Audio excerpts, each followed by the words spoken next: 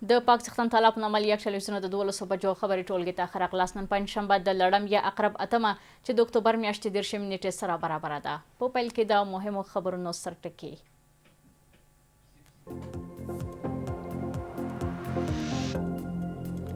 افغانستان ګاونډیان ته هیڅ ګواښ نه دی. د اسلامي امارت ویاند وایي چې د افغانستان خاوره د هیڅ هیواد پر ضد نه کاریږي.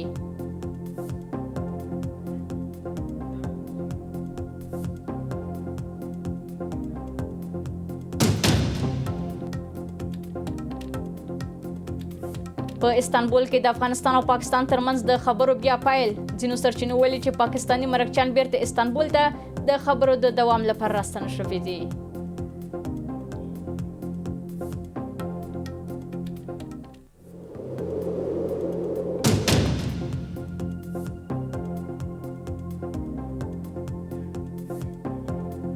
او د بلوچستان له خپلواکۍ د ملاتړ لپاره له ټرمپ غوښتنه.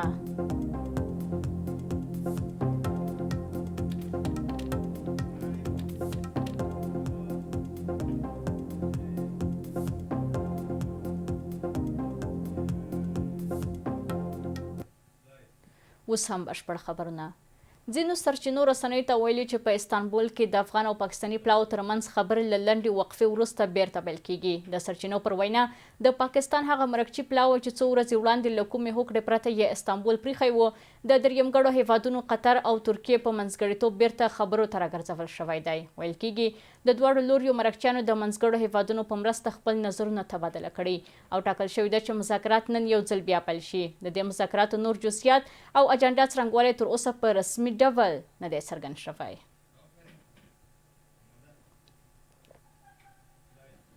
د اسلامي امارت ویاند ذبیح الله مجاهد وایي د ټولیز امنیت سازمان لخوا خپاره شوي راپورونه ډېر ځله د ځانګړو موخو لپاره چمتو کیږي او د حقیقي وضعیت ښکارندوی نه دي. نوموړي همدارنګه ویلي چې د افغانستان خاوره اوس مهال د هیڅ هیواد پر ضد نه کارول کیږي.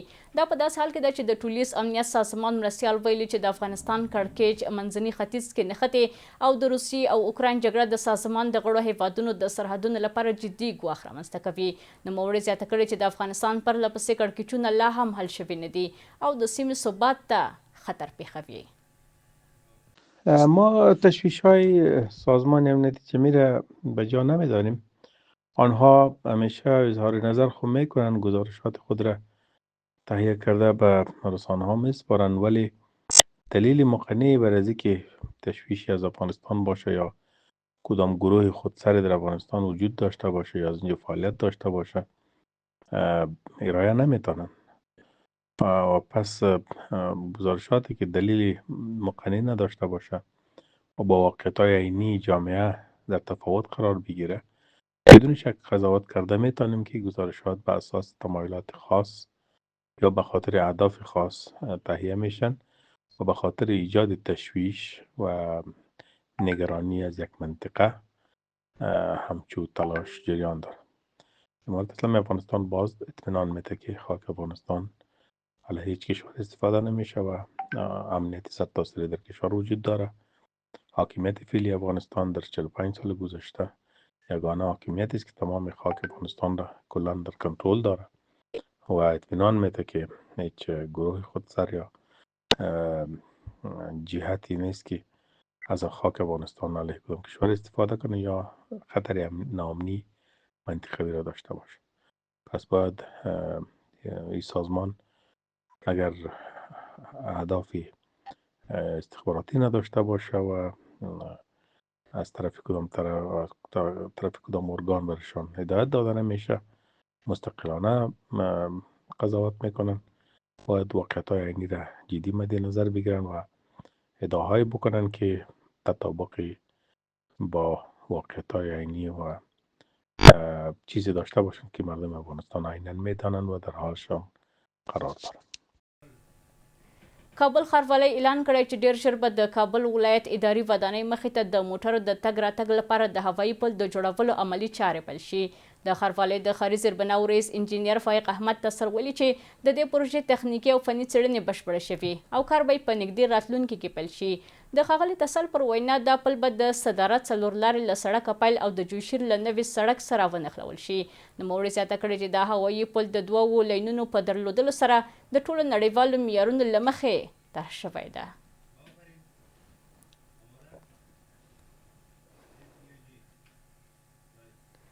د ملګرو ملتونو د کډوالو عالی کمشنرۍ ویلي چې د روان کال د مارچ له 12 نیټې د نومبر تر 2 پورې نږدې 2.8 میلیون افغان کډوال له ایران او پاکستان خپل هیواد ته راستنه شوي دي. د دې ادارې د راپور له مخې د افغانستان او پاکستان ترمنځ د وروستیو نښتو له امله د کډوالو د ستنېدو بهیر له خنډ او ځنډ سره مخ شوی دی او د تګ راتګ لارې په موقتي ډول تړل شوي دي. راپور زیاتوي چې د روان کال په تیرو نږدې 7 میاشتو کې شاوخوا 1.5 میلیون افغانان له ایران او 500 زره نور له پاکستان بیرته هیواد ته راستنه شوي دي. د اداره وايي هغه افغانان چې په پاکستان کې د کډوالۍ قانوني اسناد یا د POR کارتونه پای ته رسېدلي اوس له جدي ګواښونو سره مخ دي او ډیری یې د نیولو یا ایستلو ویره لري. د ملګرو ملتونو د کډوالو عالی کمشنرۍ له نړیوالو مرسته کوونکو هیوادونو غوښتي چې د ستنېدونکو افغانانو د اړتیا د پوره کولو لپاره د 258 میلیون ډالرو ملاتړ چمتو کړي.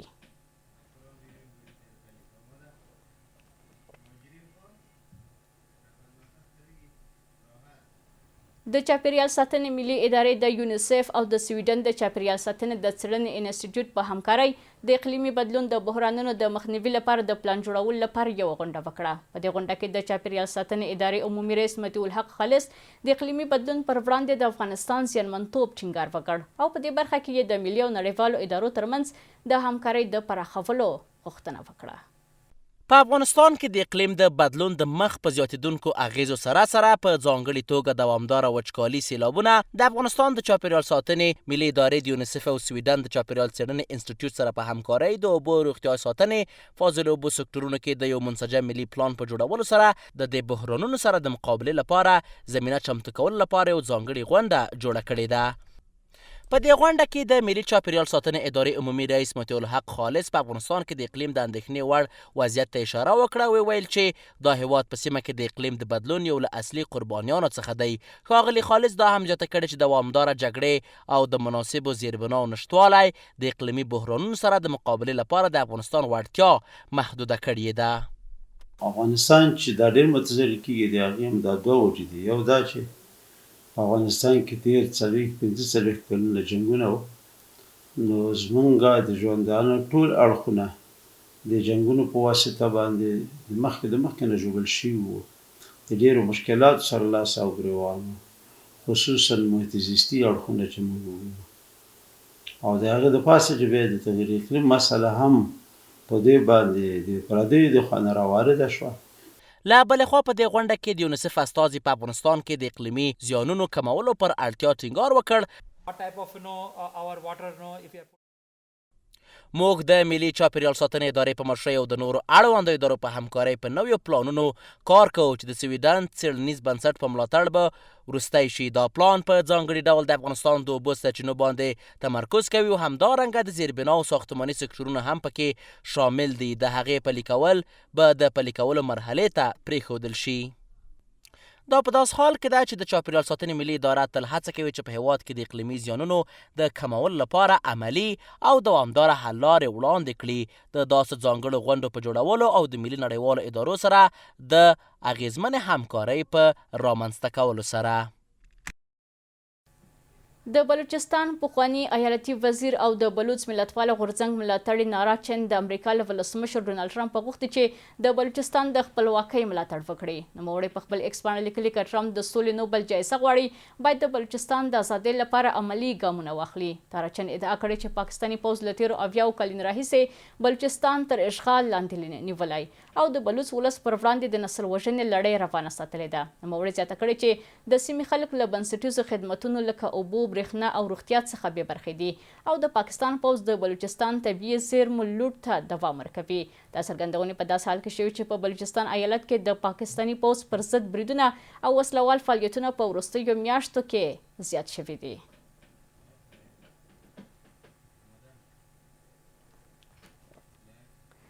د ترکیه په استانبول کې د افغانستان او پاکستان د خبرو اترو له ناکامۍ وروسته د ایران ولسمشر مسعود پزشکیان د پاکستان د کورنۍ چارو له وزیر سره په یوه لیدنه کې ویل چې د دواړو هیوادونو ترمنځ منځګړیتوب ته چمتو دی. که څه هم د پاکستان د اطلاعاتو او کلتور وزیر په خپل ایکس پاڼه کې خبرې اترې بې پایله اعلان کړې، خو د پاکستان د کورنۍ چارو وزیر سید محسن نقوي په ایران کې د افغانستان د کورنۍ چارو له مرستیال وزیر سره په یوه غونډه کې ویل چې په هره کورنۍ اختلافات په هره کورنۍ کې اختلافات شته او هغه د خبرو له لارې د افغانستان او پاکستان ترمنځ د ستونزو پر حل ټینګار کوي. په استانبول کې د کابل او اسلام آباد ترمنځ خبرې اترې په ټپه درېدلې او د پاکستان د اطلاعاتو کلتور وزیر په دې وروستیو کې ویلي چې خبرې اترې بې پایلې وې. اوس د اقتصادي همکارۍ او سازمان ایکو د وزیرانو شورا د غونډې په څنډه کې د ایران ولسمشر مسعود پزشکیان د افغانستان او پاکستان ترمنځ د اختلافاتو د حل لپاره د تهران پر چمتووالي ټینګار کړی دی.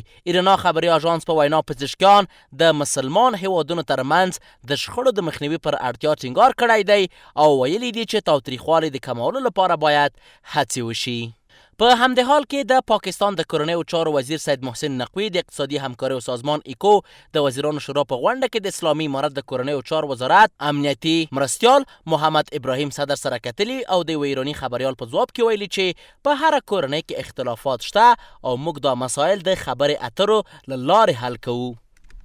په هره کورنۍ کې توپیرونه شته او موږ غواړو چې د خبرو اترو له لارې دا توپیرونه حل کړو لکه د دوو کسانو په توګه. بل پلو د پاکستان د اطلاعاتو کلتور وزیر عطاالله تارړ په خپل ایکس پاڼه لیکلي چې پاکستان د افغانستان اسلامي امارت سره بېشمېره مذاکرات او خبرې اترې کړي دي خو له بده مرغه تل د پاکستان د زیانونو په اړه د بې پروا پاتې شوي دي. له بده مرغه د 4 کلونو لپاره د دومره لویو انساني او مادي زیانونو زغملو وروسته د پاکستان صبر پای ته رسېدلی دی. په همدې حال کې د کابل د 5مې امنیتي حوزې آمر محمد اشرف متقی په یو پروګرام کې ویلي چې د استانبول ترکیې د غونډې ځنډول په دې معنا دي چې پاکستان نه غواړي افغانستان پرمختګ وکړي. دغه اوسني مذاکرات چې موږ او تاسې یې ښه په سترګو باندې وینو په ترکیه کې انقره کې استانبول په ښار کې چې کوم مذاکرات د موږ د افغانستان د اسلامي امارت ټیم او د مقابل ټیم چې هغوی ورسره ناست وو د ناکامۍ معنا یې ده چې هغوی ونه توانېدل چې د افغانستان د اسلامي امارات د مذاکراتي ټیم سره هغوی خبرې وکړي. ښاغلي متقي په اوسني عصر کې د دیني علومو ترڅنګ د عصري علومو پر زده کړې هم ټینګار کړی دی. ویلي دي چې د نورو هیوادونو سره د مقابلې لپاره موږ باید په عصري علومو کې هم ډیری لاسته راوړنې ولرو. عصري تعلیم او دینی تعلیم ساينس ټیکنالوژي چې دغه پروګرام هم د ټیکنالوژي په مناسبت باندې جوړ شوی دی د ټولو ته ضرورت او دا به څوک کوي دا ما تابع کوو د ما خصوصا د استادانو د داخله ده چې دغه بچي مور او پلار تا ته حواله کړي دي دلته یې راوستي دي دوی 2 پلرونه لري یو خپل نسبي پلار چې په کور کې پاتې ده په دکانداري کې پاتې ده په تجارت کې پاتې ده په یو بل وظیفه کې پاتې ده. دا په داس حال کې ده چې په پاکستان کې د افغانستان پخوانی سفیر عبدالسلام ضعیف هم ویلي چې که پاکستان پر اختیا هم په دې باور دی چې د دواړو هیوادونو ترمنځ د ستونزو حل خبرې اترې دي نو باید د خبرو اترو لپاره وړ کسان وټاکي او د دواړو خواو ترمنځ د ستونزو حقیقت ومني. د راپورونو له مخې افغان امنیتي ځواکونو د داعش ډلې هغه غړی نیولی چې په پاکستان کې یې روزنه ترلاسه کړې وه. نیول شوی کس چې خپل نوم یې سعید الله ښودلی د مهمن اجنسۍ اوسیدونکی دی. په یو ویډیو کې اعتراف کړی چې له زده کړو وروسته په جعلي تذکره افغانستان ته رالېږل شوی دی. سعید الله د داعش د روزنیز مرکزونو فعالیتونو او نورو مهمو روزنو په اړه معلومات ورکړي. نوموړي ویلي چې په روزنیز کمپ کې د پاکستان، تاجکستان، ازبکستان، ترکیې او روسیې اتباع هم شامل وو. نیول شوی کس زیاته کړې چې په پاکستان کې د داعش ګڼ مرکزونه فعال دي چې پکې له 1400 تر 1300 کلونو ځوانان روزل کیږي.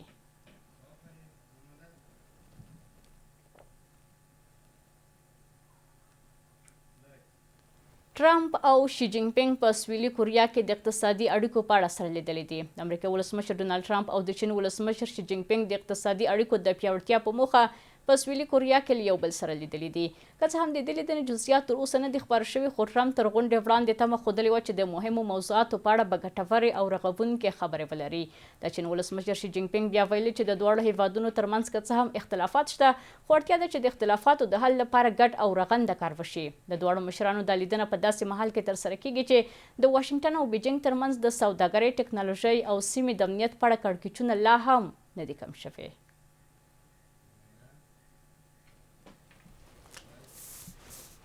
واش کار خواهی مجمع کنم برم له تاسو خپل ټول همکاران نه په مننې سره زموږ د 12 بجو خبري ټولګه پر همدې ځای پای ته رسیږي. تر بیا د خدای په امان.